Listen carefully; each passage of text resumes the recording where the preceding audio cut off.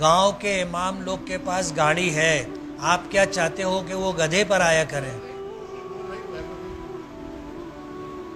ظاہر بات ہے ان کی ضرورت ہے، اپنی ضرورت کا انتظام وہ کرتے ہیں۔ سوال یہ ہے کہ آپ ان کو کیا دیتے ہیں؟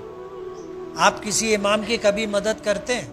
میں جب امامت شروع کیا تو سائیکل پہ آتا تھا، اور میری سائیکل کی جو رنگ تھی وہ اڑی اور کھڑی دونوں طریقے سے آؤٹ تھی، یعنی سائیکل ایسے چلتی تھی۔ میں چلایا ہوں وہ سائیکل۔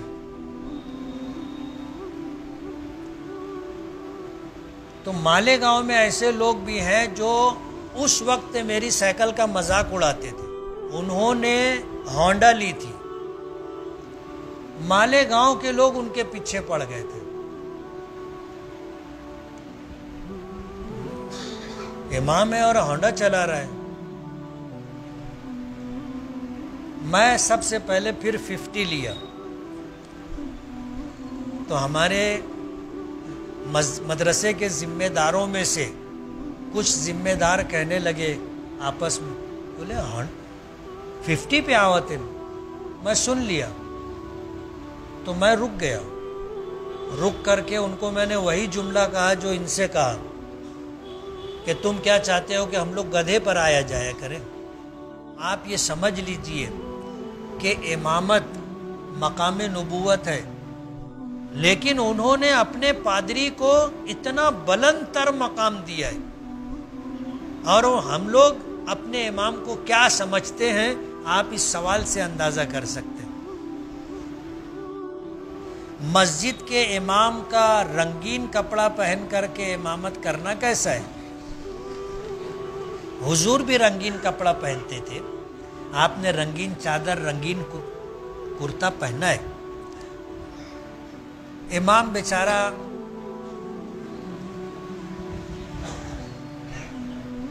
ایسا ہے کہ ہر کس و ناکس اس کے متعلق اس طرح کی بات کرتا ہے۔ آدمی یہ بھی سوال کر سکتا تھا کہ رنگین کپڑا پہننا کیسا ہے؟ ظاہر بات ہے سوال کرنے والا بھی رنگین پہنتا ہوگا نا، لیکن اس کو خالی امام دکھا۔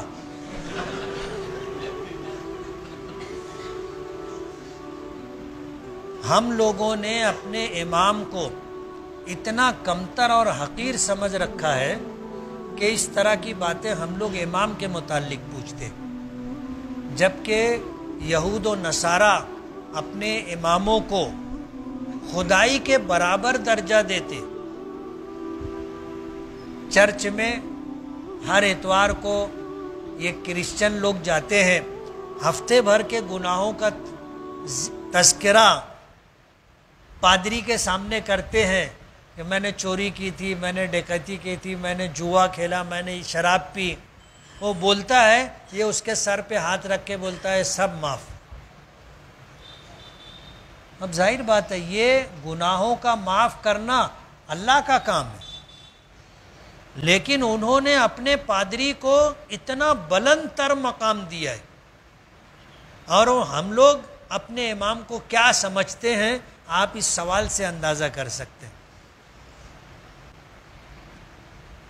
بہت ساری بات بولنے کی ہے،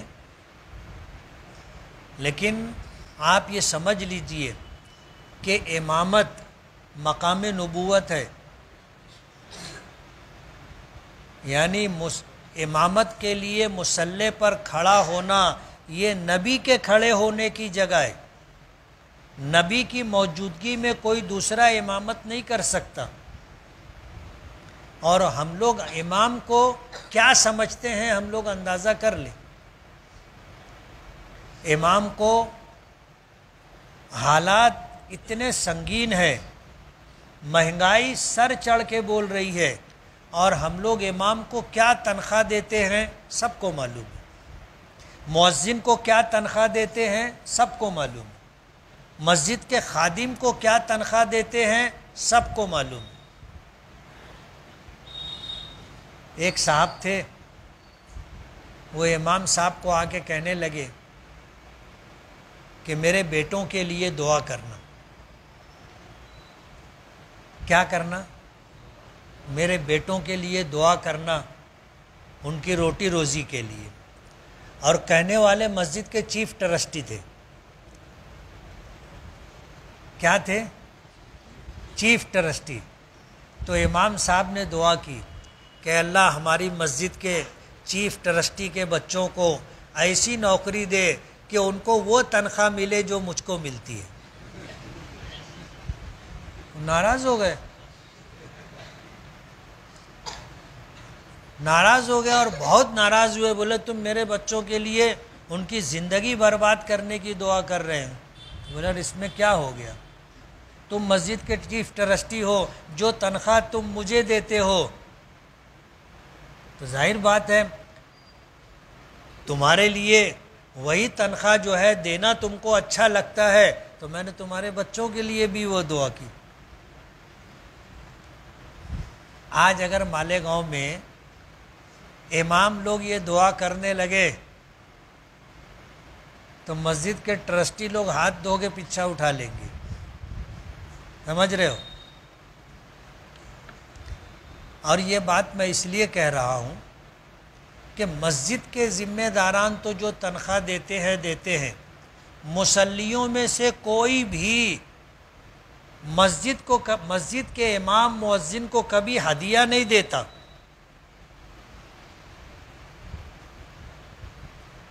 ابھی جتنے لوگ ہیں میں پوچھوں گا تو شاید کسی کا ہاتھ ایسے اٹھے. سمجھ رہے ہو؟ کوئی مسجد کے امام کو ہدیہ نہیں دیتا، کبھی کوئی تحفہ نہیں دیتا. مسجد کے خادموں کو، مسجد کے مؤذنوں کو کبھی کچھ نہیں دیا جاتا. بہت دکھ کی بات ہے. گاؤں کے امام لوگ کے پاس گاڑی ہے، آپ کیا چاہتے ہو کہ وہ گدھے پر آیا کریں؟ ظاہر بات ہے ان کی ضرورت ہے، اپنی ضرورت کا انتظام وہ کرتے ہیں. سوال یہ ہے کہ آپ ان کو کیا دیتے؟ آپ کسی امام کی کبھی مدد کرتے ہیں؟ سوال تو آدمی کرتا ہے. میں جب امامت شروع کیا تو سائیکل پہ آتا تھا، اور میری سائیکل کی جو رنگ تھی وہ اڑی اور کھڑی دونوں طریقے سے آؤٹ تھی، یعنی سائیکل ایسے چلتی تھی. میں چلایا ہوں وہ سائیکل.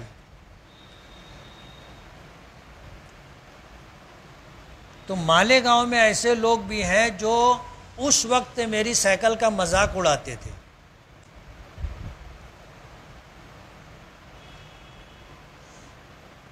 مجھ کو بہت اچھی طرح یاد ہے، مولانا عمر فاروق تھے، مدرسہ کلیت الطاہرات کے بانی ان کے والدین تھے.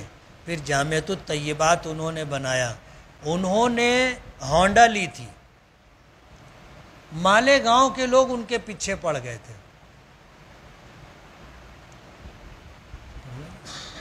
امام ہے اور ہونڈا چلا رہا ہے. میں سب سے پہلے پھر 50 لیا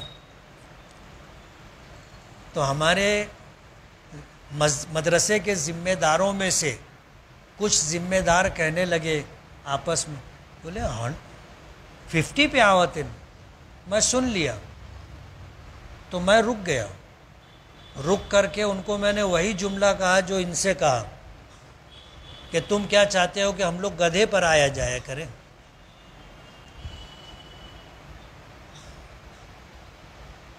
یہ وہ سوچ ہے جو ہم اپنے اماموں کے متعلق رکھتے کہ ان کے پاس ہونڈا نہیں ہونی چاہیے، ان کے پاس کار نہیں ہونی چاہیے، ان کے پاس ایسی کوئی سواری نہیں ہونا چاہیے. یہ ہمیشہ محتاج رہے، غریب رہے، قلاش رہے. سوال یہ ہے کہ اگر اس کے پاس گاڑی ہے تو آپ کا پیٹ کیوں دکھتا ہے؟ میں میری مثال بتاؤں. میں گھر بنانے لگا تو کچھ مالدار حضرات، میں نیا پورے میں رہتا ہوں، نیا پورا ایک زمانہ تھا مالدار لوگوں کا گڑھ تھا. 2 لوگ آئے ساتھ میں، آ کر کے پوچھنے لگے، بولے گھر بنوا رہے ہو؟ بولا ہاں۔ بولے ایک بات پوچھو؟ بولے پوچھو۔ بولے پیسوا کہاں سے لاؤ؟ تو ان سے میں نے کہا کہ حاجی صاحب میں نہ دن میں مسجد میں امامت کرتا ہوں، مدرسے میں پڑھاتا ہوں، اور رات میں ڈاکہ ڈالتا ہوں۔ بولے یار تم تو ناراض ہو گئے۔ بولے نہیں ناراض نہیں ہوا، تم پوچھے نا پیسہ کہاں سے لائے، تو میں وہ بتا رہا ہوں کہ دن میں مسجد مدرسے کی خدمت، رات میں ڈاکہ ڈالتا۔ سٹ پٹا گئے دونوں۔ اس کے بعد پھر رکھنا تھا تو میں رکھ بھی دیا۔ منو آ کر کے تو پوچھے پڑوس میں رہتے ہو کبھی مدد کیے؟ ہم نے تو کبھی نہیں پوچھا کہ یار تم کہاں سے پیسہ لائے، اور تم ہم سے آگے پوچھتے ہوئے کہاں سے پیسہ لائے، تم کو پوچھنے کا حق کس نے دیا؟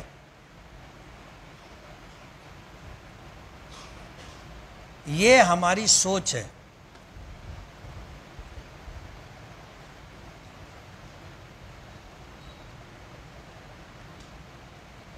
اس لیے ہمیں سوچ بدلنا چاہیے۔ مسجد کے امام کی، مسجد کے مؤذن کی، مسجد کے خادم کی خدمت کرنا چاہیے۔ اللہ نے ہمیں دیا ہے، وقتاً فوقتاً ان کی مالی مدد کرنا چاہیے، وقتاً فوقتاً ان کو تحفے ہدایہ دینا چاہیے۔ میں ایک واقعہ بار بار سنایا، پھر سناؤں گا۔ ایک صاحب میرے دوستوں میں سے کہنے لگے تم کو تو بہت ہدیہ ملتا ہوگا۔ تو میں ان کو بول دیا، میں نے کہا تم کتنے دن سے مجھ کو جانتے؟ بہت زمانے سے تم میرے ساتھ رہتے، کبھی تم نے دیا کچھ؟ وہ آدمی خاموش ہو گیا، اس لیے کہ کبھی کچھ دیا ہی نہیں تھا نا۔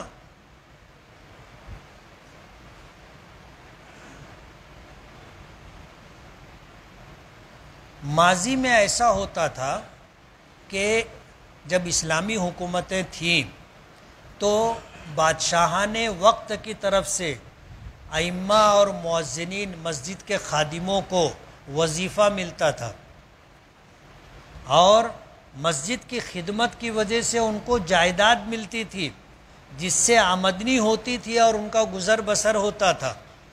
جب وہ زمانہ ختم ہو گیا تو پھر تنخواہ چالو ہو گئی،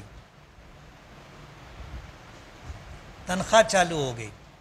اب ظاہر بات ہے جو تنخواہ دی جاتی ہے، آپ سوچو تو صحیح، آپ کیا تنخواہ دیتے ہو ان کو؟ ایک آدمی جو گاڑی لیتا ہے موٹر سائیکل، وہ آج کے زمانے میں قسطوں پر لیتا ہے۔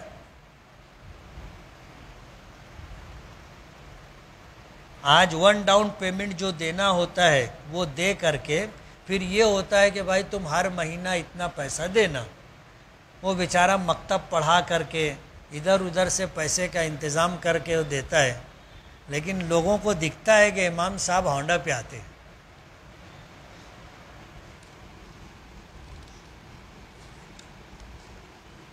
امام کو تنخواہ اتنی دینی چاہیے کہ تنخواہ، فارسی کا لفظ ہے، تن کے معنی بدن اور خواہ کے معنی ضرورت کی تکمیل، اس کو اتنی تنخواہ دینا چاہیے کہ اس کے بیوی بچوں کا گزارا درمیانی درجے میں ہو جائے، اس کو تنخواہ کہتے ہیں۔ سمجھ گئے آپ؟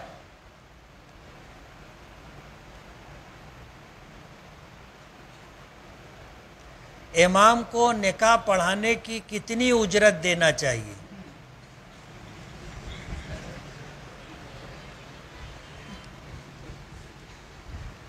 جیسا ہم شادی میں خرچہ کرتے اپنی حیثیت کے مطابق، امام کو نکاح پڑھوائی بھی اپنی حیثیت کے مطابق دینا چاہیے۔ شادی میں ہم 1,00,000 2,00,000 5,00,000 10,00,000 25,00,000 خرچہ کرتے ہیں، جس کی جیسی حیثیت ہوتی ہے، اور نکاح پڑھوائی کیا دیتے؟